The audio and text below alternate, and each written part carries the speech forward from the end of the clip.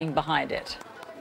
Joining us now is Democratic Senator Ben Cardin. He's a member of the Senate Foreign Relations Committee. Good morning, Senator. Allison, it's good to be with you. Good to have you. When the president says there will be a big price to pay in Syria, what does that mean to you? Well, Allison, it's in the interest of the civilized world to make it clear that chemical weapons cannot be used. And the United States is a leader of the civilized world. So we need to work with our international partners. First and foremost, we need to work with the United Nations and hold President Assad accountable for his war crimes. I introduced legislation a year ago, a bipartisan legislation with Senator Rubio, that made it clear that President Assad needs to be held accountable for war crimes in the civil war. And Secondly, just to stop you there, I'm sorry, authorized... Senator, just because you introduced this legislation with Senator Rubio, what would that mean? What would, I mean, obviously Assad has never been held accountable, so what would that look like?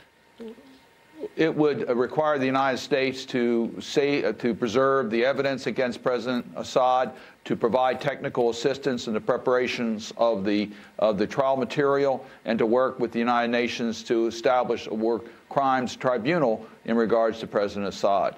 That should have been done a year ago.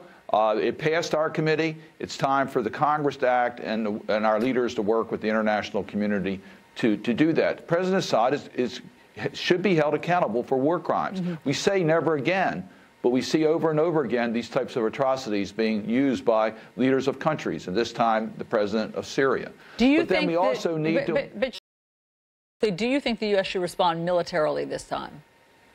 I was going to get to that. Secondly, Congress authorized sanctions against both Russia and Iran last year. The Syrian regime cannot exist without the support of Russia and Iran. And we need to take action against both Russia and Iran, making it clear that they need to act to control what President Assad is doing. And the use of military force is something that the president needs to work with Congress. That's a requirement. And I hope as Congress returns today, there'll be close consultations between Congress and the president so we can act in unity in America and with our international partners. And if there were a vote today on an AUMF, an authorization for military force, how would you vote? Well, it obviously depends on we're not going to authorize the use of sustained presence in Syria for the civil war.